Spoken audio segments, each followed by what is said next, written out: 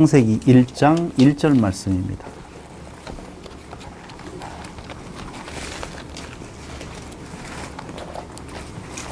창세기 1장 1절 말씀 우리 다 같이 한 목소리로 시작. 태초에 하나님이 천지를 창조하시니라. 아멘. 또 한 장 더 보겠습니다. 요한계시록 21장 1절 말씀입니다.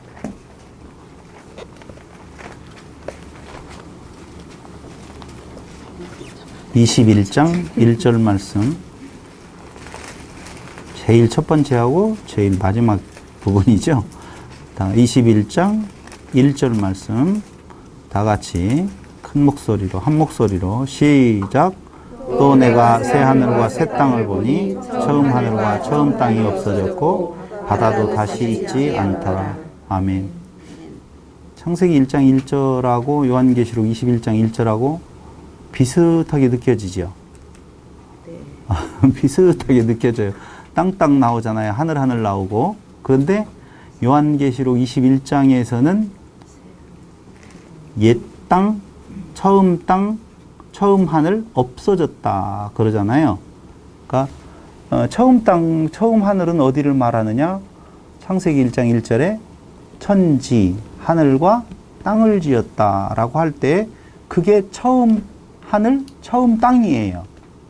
그런데 그 처음 하늘, 처음 땅이 요한계시록 21장에서는 없어졌고 그 자리를 대처한 것이 새 하늘과 새 땅 이렇게 나온다 이거죠. 우리가 많이 배웠죠? 봉투기법, 양쪽 기둥을 세워놓고 마주선 쪽에 같은 개념을 세워놓고 가운데에 어떤 내용이 들어가는 것은 그 가양에 세워진 그 내용을 설명하고 강조하기 위한 내용이다 이렇게 배웠잖아요. 그걸 인클루지오 기법이다, 봉투 기법이다 그렇게 말을 하거든요.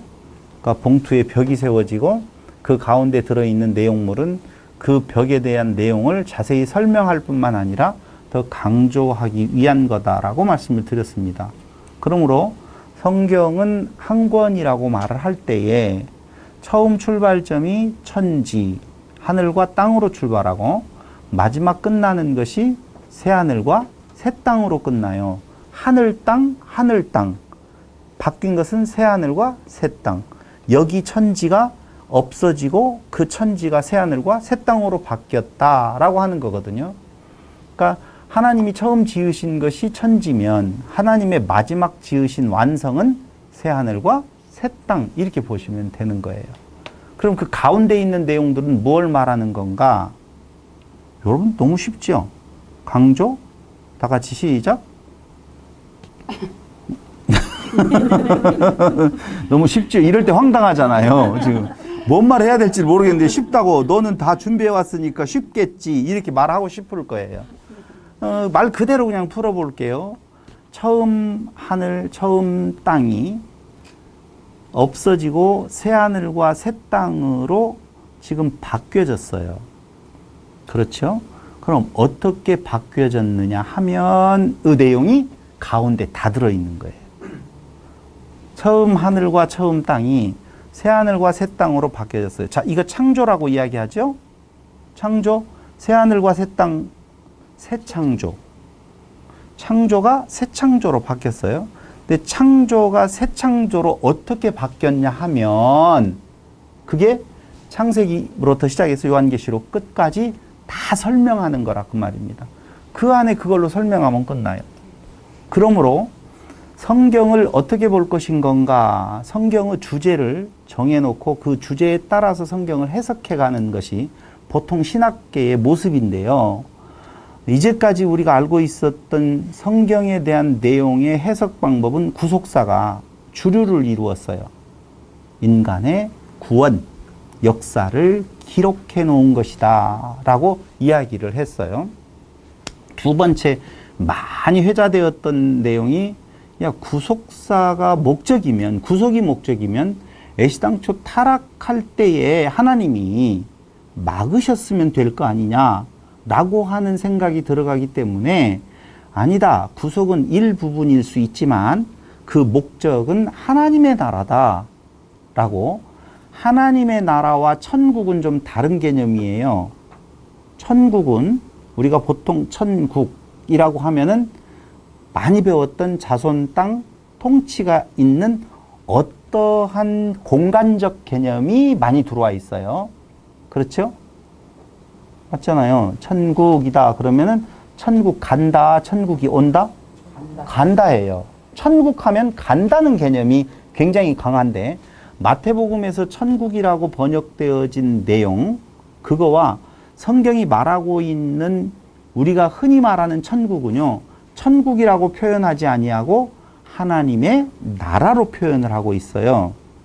하나님의 나라와 천국하고의 차이점은 뭐냐면 통치권에 대한 내용이 누가 통치하고 있느냐에 따라서 그 나라다 그 말이에요. 제가 일본을 통치하면 누구 나라? 이은재 나라. 마음에 안 드는가 봐요. 장로님이 일본에 가서 통치자로 하면 누구 나라? 장로님 나라. 이렇게 되는 거예요. 그러니까 주권이 어디에 있느냐에 따라서 그 주권 가진 자의 이름을 붙여서 그 나라라. 그건 내 나라야. 라고 이야기할 때의 개념하고 천국 개념은 좀 다르다는 거예요. 그러니까 하나님의 나라는 와요, 가요? 그렇죠. 마태복음에서 아니, 안 물어봤는데 대답했잖아요. 근데 특정하지 않았는데 이렇게 자신 있게 말할 수 있을 줄 알고 다 앞에 앉히겠는데 하나님의 나라는 오고 하나님의 나라가 가까이 왔느니라 천국은 가고예요. 그럼 우리는 하나님의 나라를 소망해요? 천국을 소망해요? 하나님의 나라를 소망하는 거예요. 그래서 천국이 가까이 왔느니라 라고 하는 미래 올 거다 가까이 천국이 이미 왔다라고 하는 것은 현재 내지는 과거. 그러니까 현재성과 미래성에 대한 내용이 공존하는 것이 하나님의 나라로서 이제 나중에 이야기를 하기는 할 텐데 그런 의미에서 하나님의 나라가 성경 기록의 목적이다 이렇게 말하는 분들이 있어요. 결국은 최종적으로 우리가 무엇을 지향하고 가느냐? 하나님의 나라를 지향하고 간다라고 보니 그것도 역시 문제가 있다고 해서 우리 말씀운동에서 성경을 어떻게 보아졌느냐라고 하면 언약과 무엇이다? 성취다 라고 하는 내용이에요. 언약과 성취로 성경을 보았더니 아픈 부분이 어디가 있느냐라고 하면 신천지에서 이렇게 말을 해요. 구약 성경의 언약, 그 구약 성경의 언약을 이루시는 누구? 누가 이루셨어요? 예수님. 지금 다른 분들은 내가 이렇게 말하면 맞을지 틀릴지 모르겠다 이렇게 고민하고 있어요. 몰라서가 아니에요. 지금 다 알고 있는데 그렇게 지금 생각을 하고 있는 거예요. 구약의 그 예언을 이루신 언약을 이루시는 분이 예수님이다. 그럼 신약 성경은 누가 약속하신 거예요? 안 물어봐요. 절대 쳐다보기만 했어요. 신약 성경은 예수님이 약속하신 것이다 라고 이야기를 하면서 그 예수님이 약속하신 것은 누군가가 이루어야 될 거 아니냐 이거예요.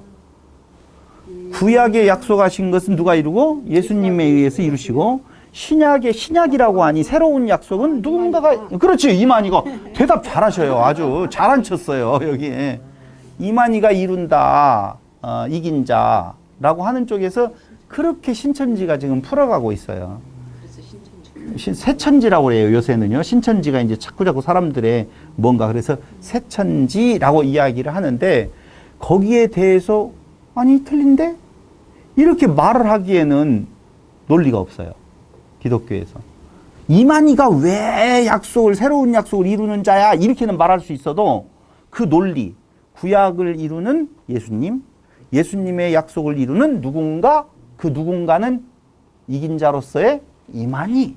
그래서 그 이긴 자가 그 약속을 실상으로 풀어내는데 그 실상에 대한 푸는 경우가 요한계시록이다. 요한계시록을 푸는 사람 이제까지 아무도 없었는데 하나님께서 푸는 자격을 주지도 않았는데 이만희 씨에게 주었다. 지금 그렇게 이야기를 하고 있다 이거죠. 근데 그거에 대해서 아니다, 틀렸다 이렇게 말을 못한다 이겁니다. 오늘은 말할 수 있어요. 왜 말할 수 있느냐? 방금 이야기했던 구약이라고 하는 그 말의 뜻이 무엇이고 신약이라고 하는 것이 무엇을 의미하는지를 제대로 몰랐기 때문에 그런 결과를 낳게 되었다라고 하는 거예요. 그럼 언약과 성취로 일단 성경을 보자라고 하면 언약과 성취사로 보는 결론은 뭐냐면은 예수는 그리스도, 하나님은 여호와라고 하는 거예요. 처음 듣는 것처럼 아주 그냥 진짜 이거 어려워요. 다시 이야기할게요. 언약사는요, 많은 언약사를 이야기를 해요. 어떤 사람은, 어떤 부류들은요, 인간에게 하나님께서 문화명령을 주셨다라고 보면서 그 문화명령을 이루어야 될 인간들의 모습을 이야기하는가 하면 우리 말씀운동에서는 그게 아니고 약속이다, 명령이 아니고 그게 뭐다? 생육하고 번성하라 3대 언약으로서 그 3대 언약은 나라에 대한 이야기다 라고 이야기를 하면서 그 나라를 이루어 주시겠다라고 약속하시더니만 그 나라를 실질적으로 어떻게 했다? 이루어 주셨다. 누구에 의해서? 예수에 의해서. 자, 결론은 그래서 예수는 누구요? 그리스도, 약속된 메시아요.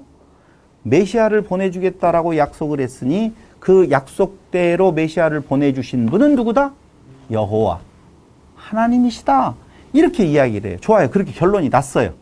자, 예수는 그리스도, 하나님은 여호와. 결론 봤죠? 분명히 봤습니다. 이제 그게 나하고 뭔 상관이 있어요?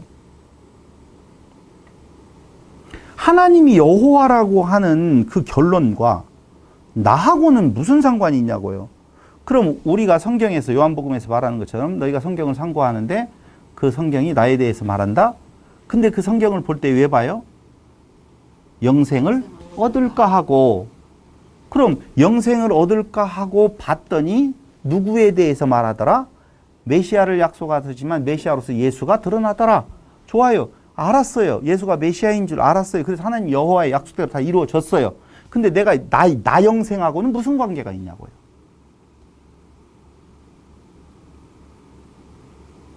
나 영생하고는. 우리의 구원도 약속했으니 여호와 시간을 당연히 우리의 구원이라고 할 때 우리가 우리에게 죄 지은 자를 용서해 준 것처럼 이따 공부를 하겠지만 그 우리는 박 집사님 나 하나를 이야기해요. 여기 모여있는 사람을 이야기해요. 여기 모여있는 사람 중에 이쁜 사람들만 이야기하는 거예요. 남자만 이야기하는 거예요. 저도 이야기하고 처녀가 없어서 누구 하나를 꼬집어서 갈 수가 없는데 이거 어려워요. 정말로. 그늘리면 우리랑 상관이 없죠. 없어요. 다시 이야기하면 우리의 구원이라고 이야기할 때 한국말에서 우리는 나 하나를 지칭할 때도 우리라고 이야기를 하는데 우리 일본 뭐 이렇게 하면 안 돼. 우리 나 아벤가 하면 안 되죠. 엉뚱한 이야기 했어요. 근데 그 우리라고 하는 내용이 나라고 하는 내용으로 놓고 보았었을 때에 그 나가 전제되어져야 될 것이 뭐냐면 구원이 전제되어져야 돼요. 내가 구원 받았다고 확신이 있어야만이 그 구원이 절대 중간에 변경되어지지 아니하고 끝까지 다는 구원함에 이른다 라고 하는 의미로서의 하나님은 누구? 여호와. 이것이 맞거든요. 근데 사실은 우리의 구원에 대한 내용을 확신할 수 있다 없다? 있어요 혹시?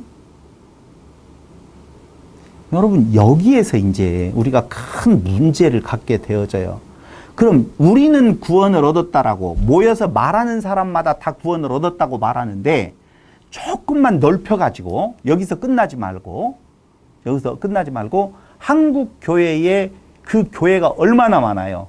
그 중에서 김먼 목사님이 하시는 거기 저 강북이 아니라 강서 쪽에 있는 그 김삼 목사님 거기 많잖아요. 성도들이 그 상당히 건설적이다라고 하고 많이 갔잖아요. 그럼 거기에 있는 성도들은 다 구원을 받은 거예요? 안 받은 거예요? 모르겠어요. 근데 우리는 말씀운동이라고 하는 내용 안에 있으면 그 안에만 모여 있으면은 뭔가 다 된 것 같은 착각을 일으킬 수 있단 말이에요. 그래서 내가 구원을 받았다라고 말씀운동이 언약과 성취를 이야기하니 언약과 성취는 하나님은 여호와라고 하는 결론이니까 내 구원은 절대 문제가 일어나지 않는다라고 하는 확신을 얻었다는 거예요. 하나님은 여호와라고 하는 그 성경의 언약과 성취 속에서. 근데 내가 구원을 받았다라고 하는 전제가 안 되어지면 하나님 여호와가 아무 의미가 없다니까요. 만약에 내가 구원받지 못한 자라고 보면 구원받지 못한 자로서 끝까지 가버리는데요. 그러니까 복된 소식이 아니에요. 좋은 소식이 아니고. 그럼 내가 구원받았다라고 확신을 가져야 되는데 내가 구원받았다라고 확신을 가질 수 있는 사람 이 중에서 손 들으라고 할 거예요. 이제 이 대목에서는 나는 구원을 받았습니다. 손 한번 들어보세요. 목사님 먼저 받았어? 아니 혼자 아니에요. 같은 이시예요. 글쎄요. 아 구원을 받았다고 손을 든다고요? 근데 그 김먼 목사님이 거기 목회하시는 거기 조먼 목사님이 목회하시는 거기 지금 이 목사님으로 바뀌었지만 이렇게 이재록 목사님이 목회하는 저기 뭔 중앙교회인가? 거기도 다 받았대요. 이번에 여러분 TV나 인터넷으로 나와 있는 유전자가 같은 못 들어오는구나. 어떤 교회, 제법 큰 교회에 성도 부부가 자식이 하나 있었어요. 지금 고등학생이에요. 그래요? 응. 못 들었는데. 뭔 일인지도 모르고 와 그렇게 해버리네요. 느낌이 딱 오잖아요. 그렇지 오잖아요. 근데 어느 날 갑자기 자기 아내가 이혼을 요구를 해요. 왜 그런가 알고 봤더니 그 사모님이 돌아가시고 난 뒤에 이혼을 요구를 하는 거예요. 그래서 그 전에 소문들이 무슨 소문이 있었냐면은 당신이 나가기만 하면 당신 집에 목사님이 자주 신방을 오신다. 잘 생각을 해봐라. 뭐 설마 그러겠지. 어느 날 갑자기 직장을 가려다가 뭘 놓고 와가지고 다시 갔는데 목사님하고 자기 아내가 속옷 차림으로 이렇게 있는 거예요. 그래 뭐 때문에 이러는 건가 뭐라고 변명을 했는데 그러려니 하고 넘어갔대. 순진하다. 근데 나중에 알고 보니까 결국은 뭐였었느냐? 아내가 이상하다 이거죠. 그래서 아들의 유전자 검사를 했어요. 목사님하고 99.9%야. 그러니까 목사님께서 뭐라고 말씀하시느냐? 이거 그 방식으로 하면 안 된다. 다른 방식으로 검사를 해보자. 했는데 목사님이 원하는 방식으로 했는데 똑같아. 결과가. 그러니까 그 뒤에 가서 뭐라고 이야기하느냐? 우리는 절대 그런 일을 한 적이 없다. 이건 기적이다. 하나님의. 기적으로 이런 일이 일어났기 때문에 목사님의 기도를 잘해주면은 목사님 DNA로 아기를 낳을 수가 있어요. 나왔다니까요. 진짜로. 인터넷 다 나왔어요. 예. 근데 문제는 그거 뭐냐면 제가 그 말을 하려고 하는 것이 아니에요. 무슨 뭐 여기에서 희한한 말을 하려고 하는 것이 아니라 그런 사건이 있고 난 뒤에 교회 성도들이 떠나는 사람이 있는가 하면 붙박이로 붙어 있는 사람들이 있어요. 그래서 기자가 가가지고 인터뷰를 했더니 사단이 교회를 무너뜨리려고 한다? 그럴 수도 있는 거 아니냐? 그 여자가 좀 이상하긴 했었다? 이렇게 이야기를 해버린다 그 말이에요. 그럼 그 교회 성도들은 구원 받았을까요? 못 받았을까요? 알 수가 없어요. 여러분 우리는요 구원의 확신이라고 하는 말을 너무너무나 좋게 들었어요. 구원의 확신이 없이 신앙생활 하는 것이 문제 있는 줄로 알고 있지만 사실은요 구원의 확신은 가질 수가 없어요. 정확하게 말하면. 이거 뭐요? 구원의 확신을 안 갖고 어떻게 살아?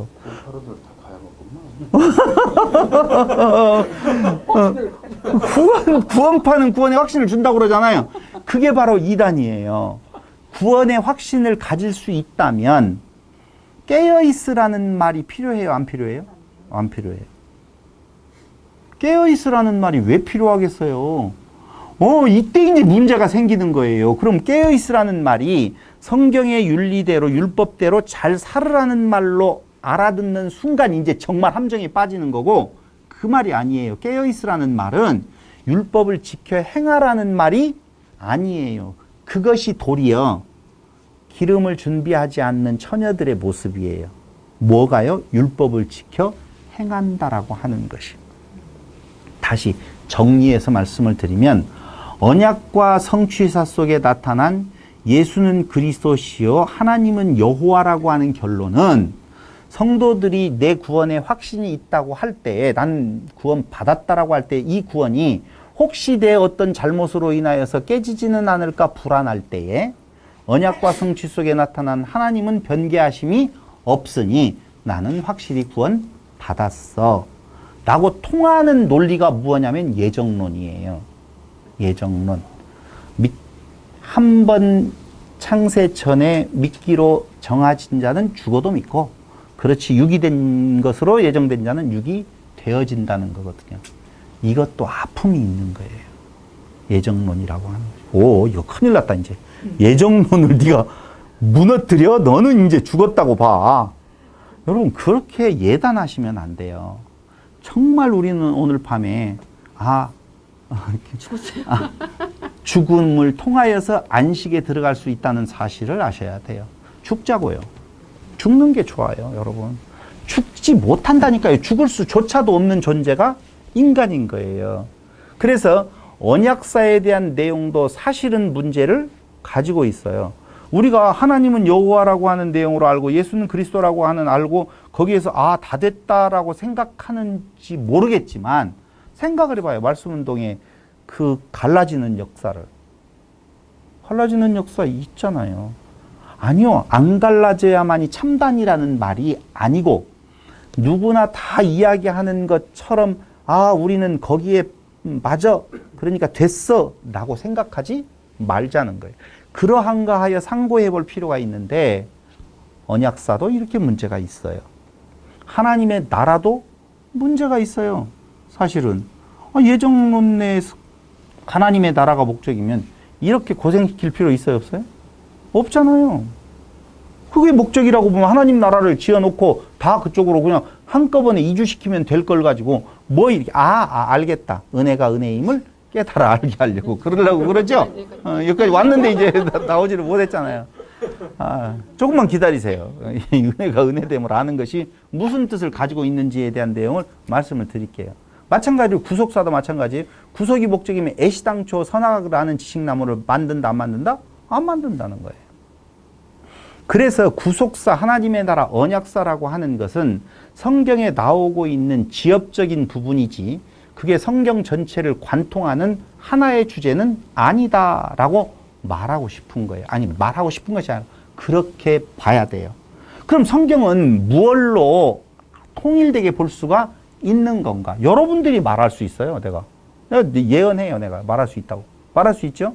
다 같이 시작. 성경은 말 못하는구나. 야, 크게 이야기해서. 창조사예요.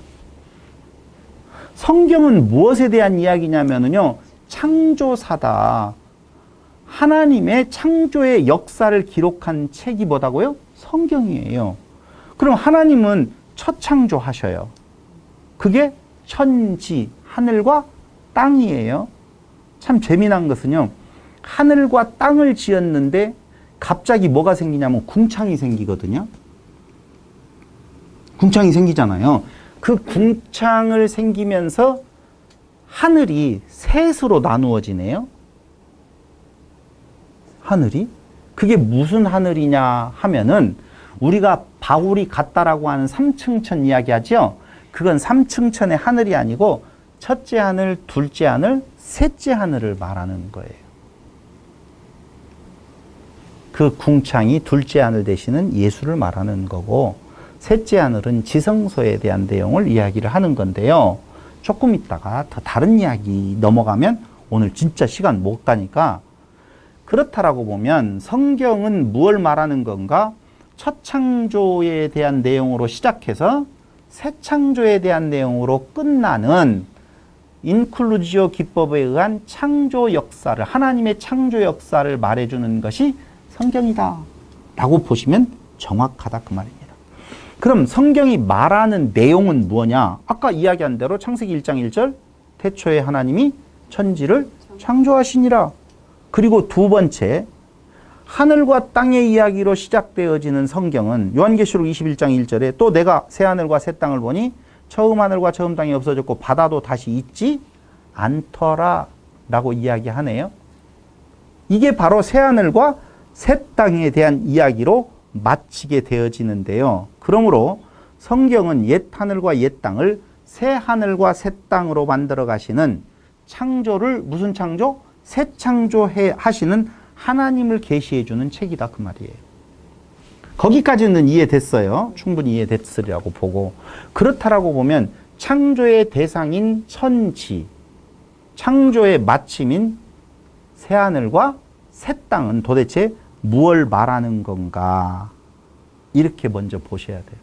제가 여기에서 지금 그 천지는 우주 만물이 아니라 인간을 가리킨다, 이렇게 먼저 결론을 내리고 시작을 하겠습니다.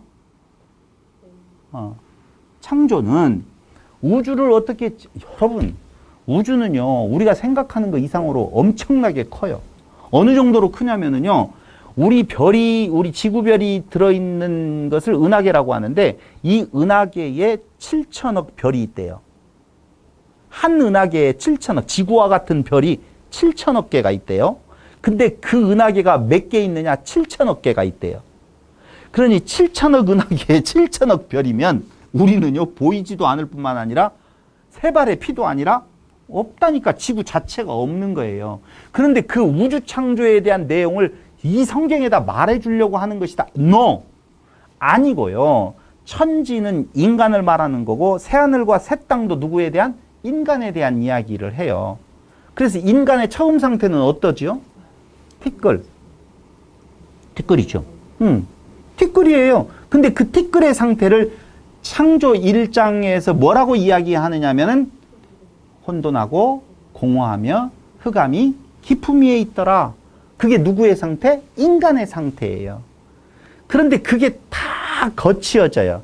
그 흑암만 상태에 해달별을 짓잖아요. 그 해달별이라고 하는 것도 저 위에 떠있는 그 해달별이 아니지만 지었는데 나중에 새하늘과 새 땅에서 보니 다 있어요, 없어요? 없어요. 해달별들이 다 없어요. 왜요?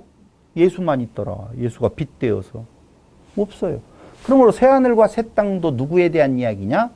사람에 대한 이야기라고요. 근데 우리가 들어본 말이 있는데요.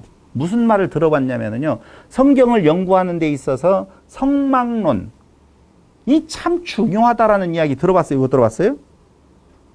들어봤을 거예요.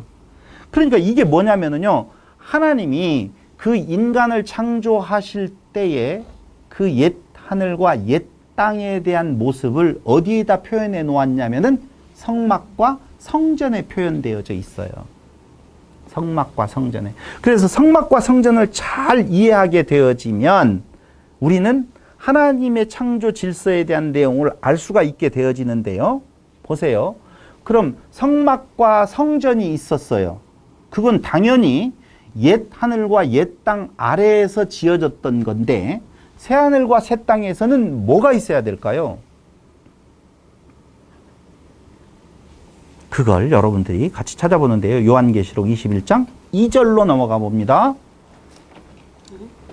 요한계시록 21장 2절 다 같이 시작. 또 내가 보매 거룩한 성 새 예루살렘이 하나님께로부터 하늘에서 내려오니 그 준비한 것이 신부가 남편을 위하여 단장한 것 같아라. 신부, 교회, 우리예요. 이해됐죠? 그러니까 새 예루살렘이 하나님께로부터 하늘에서 내려오는데 그게 바로 뭐예요? 처음 하늘 처음 땅이 없어지고 새 하늘과 새 땅, 그게 새 예루살렘이에요. 1절과 2절이 같은 내용이에요. 그럼 다시요. 옛 하늘과 옛 땅, 성전과 성막으로 되어져 있고 새 하늘과 새 땅 뭘로 되어져 있다고 그랬어요? 하늘에서 내려오는 새 예루살렘 성. 그게 그렇게 대비되어져서 지금 이야기가 되어지고 있다 이거예요. 그럼 결론적으로 말씀을 드리면, 소결론으로 말씀드리면은요, 성경 이야기는요, 한마디로 말을 하면 성전 이야기예요. 성전을 잘 연구해 보면은 성경에서 말해주고 있는 바가, 다시 말하면 인간 창조, 옛 하늘과 옛 땅이 새 하늘과 새 땅으로 바뀌어지는 것이 어떻게 되어진다는 것이 잘 나타나 있다는 거예요. 자, 한번 써보겠습니다. 써보겠어요.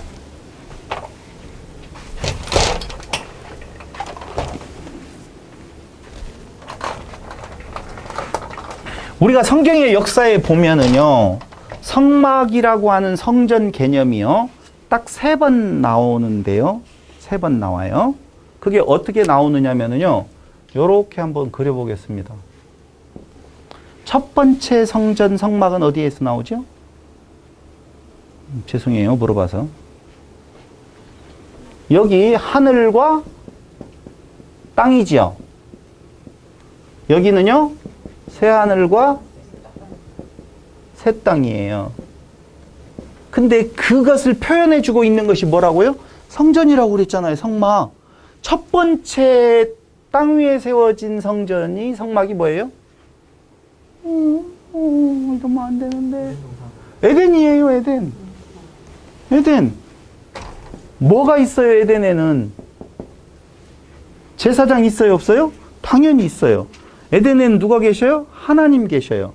제사장으로서 누가 있어요? 아담과 하와가 있어요. 동물들이 들어갔다라고 나오잖아요.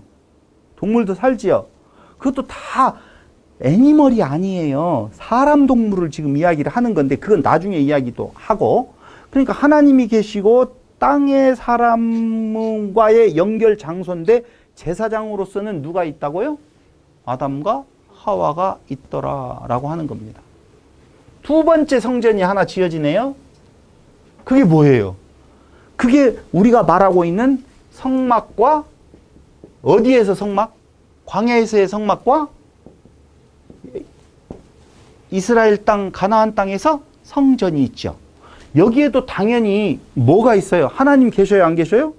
계셔요. 어디에 계셔요? 그렇죠. 여기 잘 앉으셨어요. 정말. 지성소에 하나님 계셔요. 그럼 하나님과 누구하고 만난다고요? 예수님하고 만나요? 대제사장. 성소에는 누가 있어요? 제사장인 사람이 있죠? 사람 제사장이 있어요. 제사장이 있어요. 그리고 거기 그 성소의 존재는, 지성소에는 사람이 들어간다, 못 들어간다? 못 들어가요. 성소에 사람이 지나다니는데 그 성소의 사람과 지성소의 하나님을 연결해주는 존재가 뭐라고요? 제사장이에요. 당연히. 진짜예요, 이거. 성막 연구해 보면 딱 그거예요. 마지막 하나 다 무너지지요. 다 무너지고 마지막 성전 하나가 세워지는데 그게 어디예요? 아, 아직 못 봤구나. 난 봤는데. 부활하신 예수 성전이죠. 성을 허물어라. 내가 사흘 만에 짓겠다. 그건 뭔 말이에요? 죽으시고 부활하실 것에 대한 내용이라고 말씀드렸잖아요. 부활하신 누구? 예수님. 그게 진짜 참성전이라니까. 그럼 그 참성전에는 사실 누구? 그리스도 안에 하늘과 땅을 연결하는 통로는 오직 누구밖에 없어요? 제사장 대신 예수. 그러니까 성전 자체 모든 것이 다 누구라고 알고 있어요? 예수라고 하는 거예요. 근데 이 성전은, 예수 성전에는 여기 휘장이 있어요, 없어요? 없다니까. 여기는 있어요. 못 가요. 근데 결국은 요게 허물어지는 때가 바로 어느 때냐? 부활하신 예수 안에서 참 성전이 세워지면 모형으로 있었던 성전들이 다 무너지게 되어 있다는 거예요. 그럼 하나 중요한 것은요. 부활하신 예수 성전과 일반적으로 성막 성전이라고 하는 것의 차이는 뭐예요? 죄송합니다. 분리되어 있고 여기는 하나 되어 있다는 거예요. 그럼 여러분들과 저는 성전이에요, 아니에요? 성전이죠. 맞아요. 우리 몸이 성전이라고 그랬잖아요. 너희가 하나님의 성전인 것을 모르느냐? 그렇게 말을 하거든요. 그러니까 우리가 성전이 될 수 있는 것은 유일한 길이 있는데 그게 뭐냐면은 그리스도와 하나됨. 그게 에베소서에서 말하는 아나케팔라이오마이. 통일되게 하려 하심이라. 그걸 지금 말해주고 있는 거라니까요. 그냥 결국은 모형적으로 보여주었던 성전이 부활하신 예수 안에서 하나 되어지는 것, 그걸 뭐라고 말한다고요? 새하늘과 새 땅, 하늘에서 내려오는 예루살렘 성, 그거예요. 그게 성도들이라니까. 결국 말해주고 있는 내용이요. 그래서 에베소서 1장 10절에 보면 한번 보세요. 에베소서 1장 10절. 천천히 찾을게요. 1장 10절.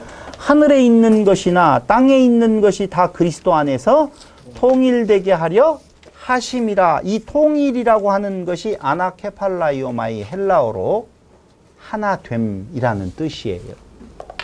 그럼 부활하신 새 성전 되어지는 예수 성전의 모습은 사도들은 뭐라고 증언하고 있느냐라고 하면 요한복음 2장 19절, 21장 13절에서 식사해요. 밥 먹어요.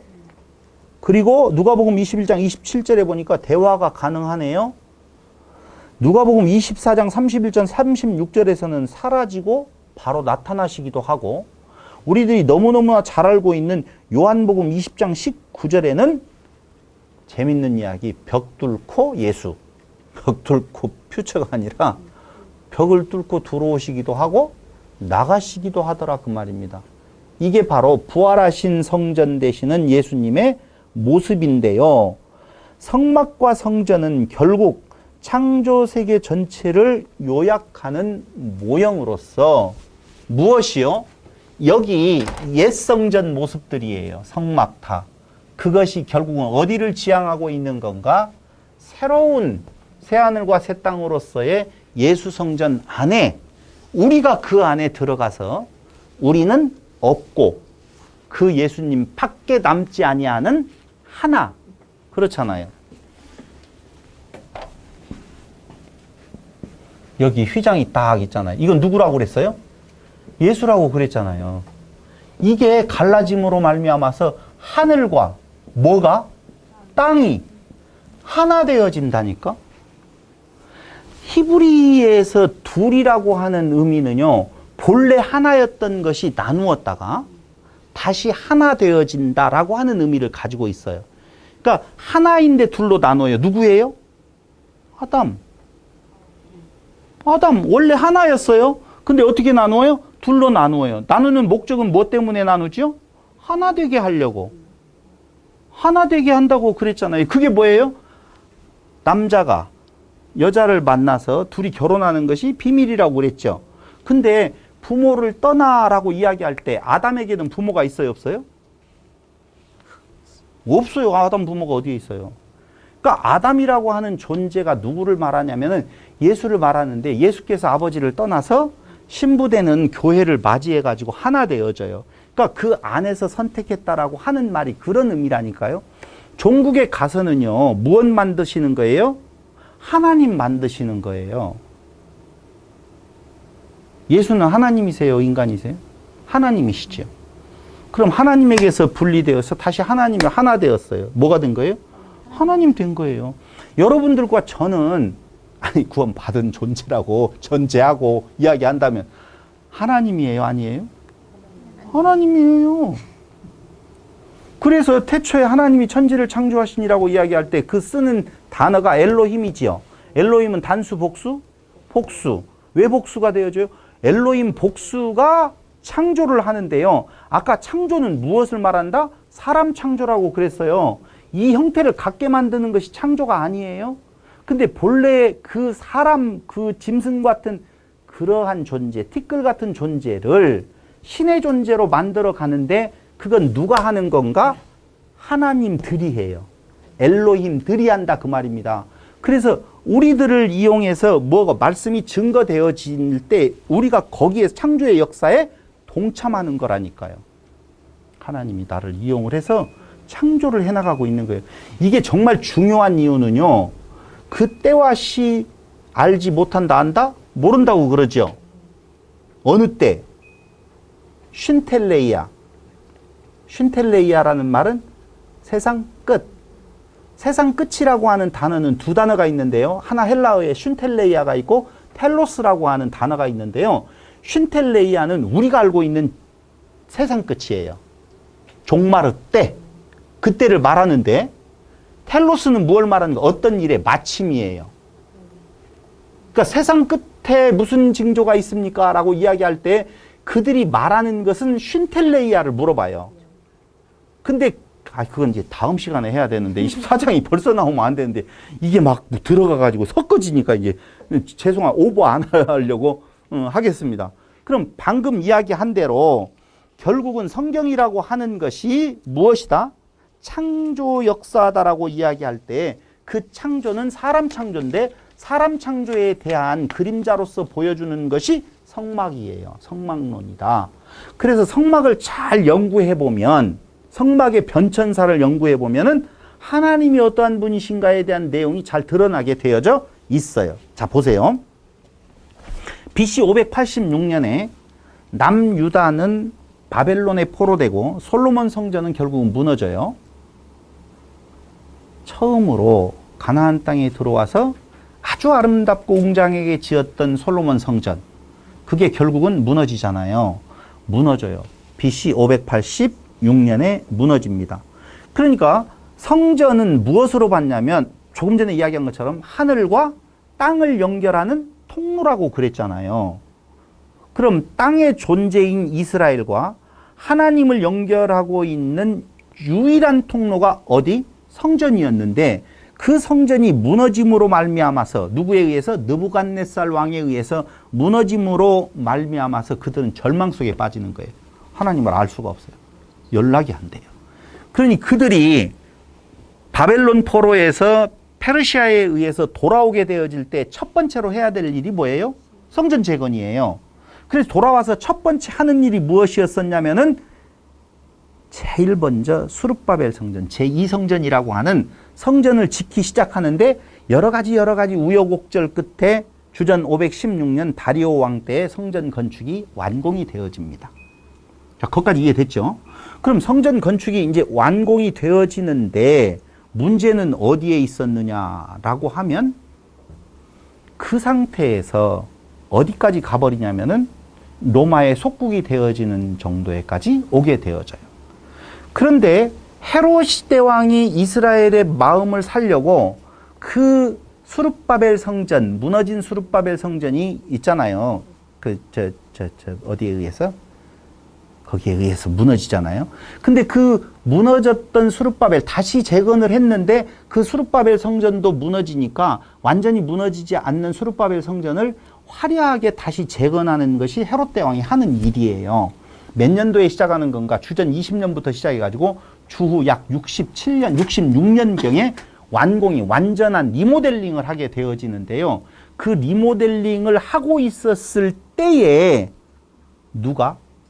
제자들이 예수님에게 저거 보세요. 너무 화려하잖아요. 엄청나게 좋죠. 여러분 이 말은요, 잘 들으셔야 돼요. 여기서 이스라엘 백성들 중에 예수님의 제자들이 그 성전을 보고 참 좋지요라고 말을 할 때에는 그들의 마음속에는 메시아에 대한, 정치적 메시아에 대한 기대치가 있고 아직까지도 그 성전의 외형적인 모습을 자랑한다는 말은 그 성전에서 읽혀지는 무엇에 대한, 율법에 대한 내용이 지켜야 될 명령으로 그들은 생각하고 있는 거예요. 여기가 중요한 포인트가 마태복음 24장에 풀어갈 때에 대한 내용이거든요. 그러니까 그들은 어떻게 해요? 헤롯 성전을 자랑하게 되어지는데요. 왜? 그 헤롯 성전이 저렇게 아름답게 서 있다는 말은 하나님이 우리를 버리지 않았습니다라고 하는 그들의 자부심이었거든요. 그것 때문에 헤롯이 그 성전을 화려하게 리모델링 시켜주는 거거든요. 근데 예수님께서 거기에다 대고 딱 무슨 말 하냐면 허물어라. 내가 사흘 만에 다시 세우겠다 라고 이야기하는데 진짜 AD 70년경에 티투스에 의해서 헤롯 성전은 완전히 돌아나 도리에 남지 아니하고 무너져 버리고 맙니다. 자, 문제는 뭐냐면요, 성전을 이렇게 중요하게 이스라엘 사람들이 생각을 하고 있었던 것은 땅의 사람들과 하늘의 하나님에 연결되어지는 유일한 통로로서의 성전인데 그게 무너져 버리는 경우에는 그들에게 소망이 없는 거예요. 근데 이제 헤롯 성전을 지어졌는데 그 헤롯 성전이 어떻게 됐어요? 무너져 버렸어요. 이때 유대인의 정신세계를, 창조세계를 보면은요, 하나님의 성전이라고 하는 이사야 66장 1절을 한번 보세요. 거기 찾아보면 졸음이 좀 덜 오겠죠.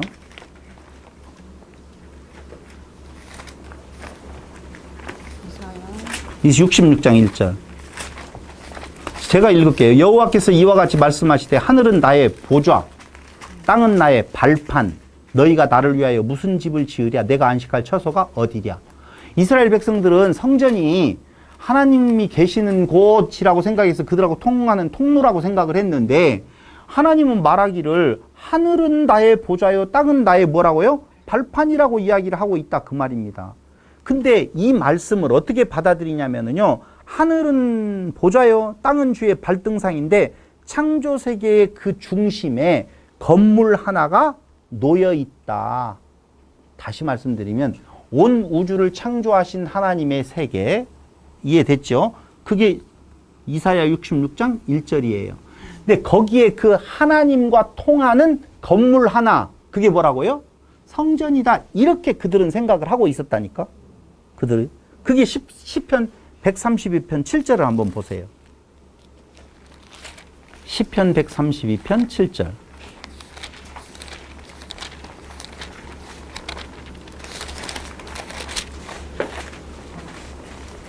우리가 그의 계신 곳으로 들어가서 그의 발등상 앞에서 엎드려 예배하리로다. 봐봐요. 아까 발등상 이야기 나오잖아요. 어디에 들어가서? 성전에 들어가서 그의 발등상 앞에서 엎드려 예배하리로다. 그러니까 예배 드리는 곳이 지성소예요? 성소예요? 성소예요. 지성소 가요? 못 가요? 못 가요. 그러니까 거기에 하나님 계시고 여기에 나 있어서 내가 하나님을 어떻게? 발등상에서 어디? 하늘을 섬기겠다라고 하는 내용이 지금 시편에 노래하는 내용이란 말입니다. 그러니까 유대인들의 창조 세계에는요, 건물 그 하나가, 성전 그 하나가 하늘 보좌와 땅이라고 하는 내용에 있어서 하늘로 통하는 통로라고 생각을 하고 있었다는 거예요. 그렇기 때문에 그 성전에는 하나님의 임재가 가득하고 성전은 하늘과 땅의 무슨 판? 축소판이다 라고 생각을 하면서 우주 전체에는 하나님의 임재가 가득하다라고 생각을 했던 거예요. 자, 이스라엘의 유대인들의 창조세계라고 말씀을 드렸어요. 결론은 뭔 말이냐면요. 그러므로 하늘과 땅이 이 성전을 통해서 연결된다고 생각하는데요. 성전은 창조세계 전체의 축소판이며 하늘과 땅이 성전을 통해서 연결되어진다면 성경 전체는 바로 이 성전을 통해서 조명해 볼 수가 있다는 거예요. 지금 유대인의 창조세계가 그렇다라고 보면 그 유대인의 창조세계에 대한 내용이 성전을 중심으로 생각이 되어져 하나님 임재가 가득하다라고 보면 결국은 그 성전에 대한 이야기, 그건 무슨 이야기라고 했어요? 성경 이야기라고 그랬잖아요. 그러니까 성전을 잘 연구해보면 뭔가 풀어질 수가 있다는 거예요. 자, 제가 지금 무슨 이야기를 하냐면요. 천지, 새천지, 새하늘과 그래서 새천지라고 그래요. 신천지를 지금 신천신지, 새천지 지금 그렇게 이야기를 하는데 하여튼 이상한 말들을 많이 먼저 차용을 해버리니까 우리가 뒤에 쓰려면 여호와도 그랬잖아요. 여호와 증인들이. 근데 이제 그 중요한 건 그건 아니에요. 그래서 성경 이야기는 한마디로 말을 하면 성전 이야기다. 성경 이야기는 성전 이야기다. 그 성전은 인간에 대한 이야기를 말하고 있고 인간 창조, 인간 새하늘과 새 창조를 지금 다 구성하고 있다. 그럼 앞에 에덴부터 헤롯 성전까지의 성전 이야기들은 진정한 성전 출현을 위한 예고편들이라고 볼 수가 있죠. 진정한 성전은 어디요? 예수 성전이라고 말씀을 드렸잖아요. 그러므로 예수님은 요한복음 2장 19절에서 이 성전을 허물으라고 이야기를 했고 그러면 내가 사흘 만에 다시 세우겠다고 하신 것은 신천지가 주장하는 예수님의 세례 사건이 아니에요. 신천지 강론을 들어보면은요, 뭐라고 나오냐면은요, 예수님께서 그 요단강에서 무엇 받으실 때? 세례 받으실 때의 요 내용을 뭐라고 이야기하는 건가? 다시 세우겠다라고 하는 이 성전을 허물어라. 그러면 내가 이 성전을 다시 사흘 만에 세우겠다라고 하는 그 내용을 어디로 잡아버리냐면은요, 예수님의 요단강에서 세례받을 때로 잡아버린다니까요. 가서 보셔요. 제가 직접 확인한 거예요. 근데 그게 아니고 메시아의 부활 사건을 예언하신 거라고 말씀을 드렸잖아요. 그러므로 무엇이 생겨난다고요? 예수 성전이 이제 세워진다고 말씀을 드렸다는 게, 예수 성전은 예수님이 세례 받으실 때 생겨난 것이 아니라 예수님의 죽으심으로 말미암아 부활하실 때에 새로운 성전으로 드러나게 되어지는 거라 말씀을 드린 거예요. 그러므로 부활하신 예수님의 몸이 마침내 드러난 성전이고, 그 성전의 모습은 아까 이야기한 대로 식사도 하고 대화도 하고 벽 뚫고 표초도 하고 나타났다가 사라지기도 하고 요런 모습들을 보여주게 되어지는데요. 그게 성전의 모습이에요. 여러분, 우리가 성전 되어졌다라고 할 때 이 육체 아니에요. 달라요, 분명. 다른데 그건 아직 놓아두자고요. 어떻게 다른가? 방금 부활하신 예수 성전에 대한 모습은 우리가 확인해 보았으니까. 그러므로 성전은 하늘과 땅에 축소판 건물이고, 부활하신 예수님의 몸이 마침내 드러난 성전임을 사도들의 증언을 통해서 우리는 확인할 수 있었다라고 보면, 따라서 예수님 안에 하나님의 임재가 가득하다는 것은, 예수님 안에 하나님의 임재가 가득하다는 것은 창조 세계 전체에도 하나님의 임재가 가득하다는 것이고, 바로 예수님의 부활하신 몸을 통해서 하늘의 하나님과 땅의 사람이 어떻게 되어진다? 맞아요. 연결되어지는 것이다 라고 하는 것입니다. 그럼 보세요. 종국에 가서는 사람은 무엇이 되어져야 돼요? 하나님이 되어져야 돼요. 어렵게 보지 마세요. 진짜 신됨의 기쁨이라고 하는 내용이 나쁜 거 아니에요. 아니, 예수님 하나님이세요? 인간이세요? 하나님이시죠. 예수님과 하나님은 하나예요? 둘이에요? 하나예요.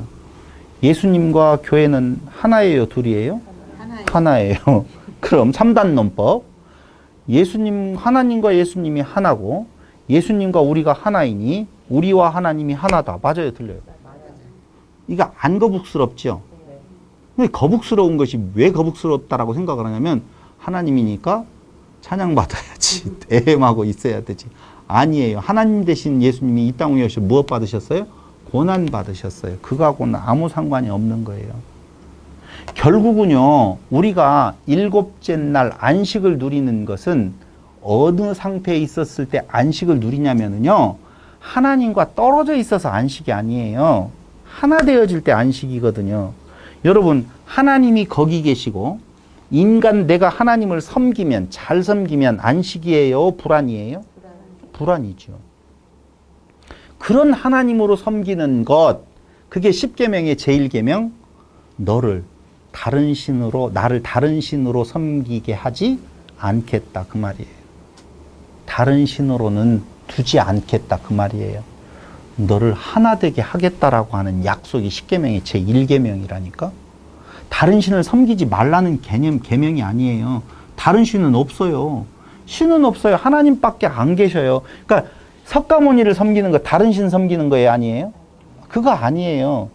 비나이다 다른 신 섬기는 거예요? 아니에요? 아니에요. 아니에요. 그게 다른 신은 있다 없다? 없어요. 신은 다 헛것이에요. 사람이 자기의 안위를 위하여서 어떤 절대적인 것을 만들어 놓고 자기를 섬기는 거예요. 여러분, 귀신 봤어요? 한 번도 안 봤죠?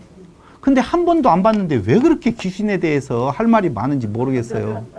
천국 봤어요? 안 봤어요? 안 봤는데 왜 그렇게 어떤 사람이 본 것에 대해서 목숨을 내대고 어떻게 생겼냐고 물어봐요. 아니에요, 정말. 그러니까 귀신 있다 없다? 있는데 귀신은 그런 귀신이 아니에요. 여러분, 베드로를 향하여서 뭐라고 말해요? 사단아, 물러가라고 그러죠? 왜 사단이라고 그랬어요? 사단이라는 말은요, 적그리스도라는 말이거든요. 그리스도는 그리스도인데 적그리스도예요. 그리스도의 반대편에 있다는 말이에요. 그리스도를 부정한다는 말이에요. 그게 적그리스도예요. 우리는 적그리스도 하면 뭐가 떠올라요? 뿔 달린 귀신 떠오르잖아요. 적그리스도 본 적 있어요, 없어요? 없어요. 아무도 안 봤어요. 사탄 본 적 있어요, 없어요? 아무도 안 봤어요. 근데 사단아, 물러가라고 예수님 눈에는 보이는 거예요. 누가 사단인 거예요? 베드로가 사단인 거예요. 왜 사단이에요? 예수님 죽지 말라고 하는 것이 사단이에요. 다시 말하면 예수님이 예수님 자리에 있어야 되는데 예수님이 예수님 자리에 있지 말고 편안한 자리에 가세요. 이게 뭐라고요? 적그리스도. 그리스도를 반대한다고 해서 적그리스도라니까. 적그리스도가 다른 거 아니에요. 그러니까 적그리스도는요, 저 사람 속에나 저쪽 공동묘지에 숨어 있다가 갑자기 밤이 되어지면 뾰루루 뾰루루 나타나는 것이 아니라 여러분들과 제가 적그리스도예요. 어떻게 적그리스도가 되냐고요? 예수님 죽음을 무의로 돌리는 것이 적그리스도가 되는 거예요. 11조를 내야 된다고 말하는 것이 적그리스도라니까요. 안식일을 지켜야 된다고 말하는 것이 적그리스도예요. 무언가 열심히 행해야만이 된다고 말하는 것이 적그리스도예요. 무엇을 열심히 해요? 뭘 열심히 할 수 있는 존재가 아닌데. 그러니까 적그리스도는 다른 것이 적그리스도가 아니라 그리스도를 반대하는 것. 그러면 그리스도를 찬성하는 건 뭐냐? 나 없고 오직 누구만 있습니다? 그리스도만 있습니다. 근데 나 없이 그리스도만 있습니다고 말하는 것이 참인데 내가 무언가를 좀 해드릴게요. 힘드시지요? 십자가를 지시니라고 얼마나 힘들겠어요? 내지면 내가 한번 짊어가 볼게요. 더 힘드는 집사님이나 좀 도와주세요 가서. 이게 적그리스도라 그 말이에요. 그러니까 적그리스도가 꽉 찼어요. 어디에요? 내 안에 찼어요. 뭔가 하고 싶어요. 다 드러내고 싶어서.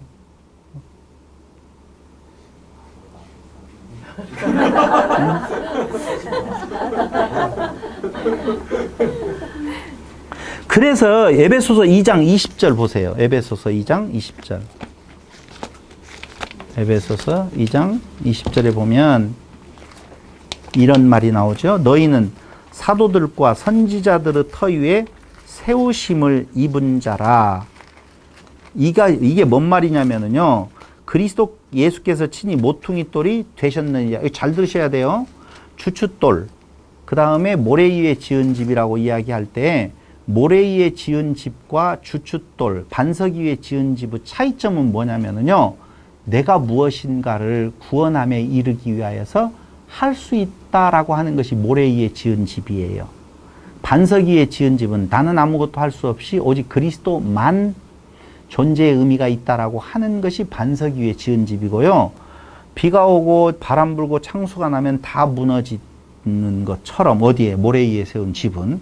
근데 여기에 지금 말하는 건 너희는 사도들과 선지자들의 터 위에 세우심을 입은 자라. 그리스도께서 모퉁이 돌이 되셨다고 말하죠. 우리는 이걸 가지고 사도들은 누구를 말하고 선지자들은 무슨 말, 구약과 신약이 증거하는 내용이 뭐예요? 다 같이 시작. 예수 그리스도. 그 말이 무슨 말이냐면요. 너희는 사도들과 선지자들의 터 위에 지은 자라라고 하는 말은 너희의 하나도 없다. 지금 그 말이에요. 다른 내용 없어요. 거기 그냥 굉장히 간단한 내용이에요.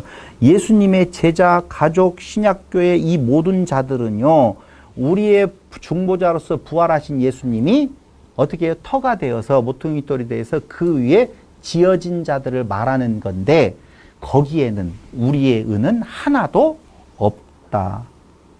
그 성전의 그 지금 지어져 가고 있는 성전의 완성. 그렇죠? 그것이 뭐다고요? 새하늘과 새 땅. 근데 그 새하늘과 새 땅은 누가 지어요? 하나님의 100% 은혜로 된 것이다. 지금 그 이야기를 성경은 계속적으로 이야기를 하고 있다라고 하는 것입니다. 자, 5번째 주제인데요. 창조 새하늘과 새 땅은 어떻게 이루어지는가 하는 거예요. 하늘 천지, 새하늘과 새 땅 어떻게 이루어져요? 창조는 옛 언약으로, 새 창조는 새 언약으로 그렇게 이루어진다고요. 좀 멍하지요. 정리하고 넘어가겠습니다. 아까 이야기한 것처럼 지금 구약 신약이라는 의미가 무엇인지를 이야기를 하는 거잖아요. 우리는 구약 전체 창세기로부터 어디까지? 말라기까지를 구약이라고 말을 해요. 근데 사실은 구약이라고 하는 그 명칭이 그때 쓰여진 것이 아니라 구약 히브리 성경은요 타나크라고 해가지고 이미 앞에 구약을 구분하는 유대인들의 그 책 이름이 있어요. 근데 그걸 나중에 주 4세기에 그걸 구약이라 이렇게 부르는 제롬이라는 사람이 있었거든요. 제롬에 의해서 구약이라고 불려져요. 창세기부터 어디까지? 말라기까지. 그러니까 잘 들으셔야 돼요. 구약이라고 지칭한 것은 제롬이라고 하는 사람이 창세기에서 말라기까지를 구약이라고 불렀어요. 근데 실질적으로 우리가 알고 있는 구약은 옛 언약이잖아요. 성경에서 말하고 있는 옛 언약은 어디에서 말하고 있는가? 히브리서에서 말하고 있는데 그때 옛 언약은 절대 창세기에서 어디까지가 아니라 말라기까지 말하는 내용이 아니라는 거예요. 쉬었다가 해야지 좀 정신이 차릴 것 같아요. 그래서 잠깐 쉬었다가 우리의 창조, 새하늘과 새 땅은 어떻게 이루어지는 건가를 말씀을 드리면서 조금 여러분들이 앞에 이야기했던 내용이 이제는 이해가 되어질 수 있도록 유도해 가보려고 합니다. 잠깐 쉬고 이어서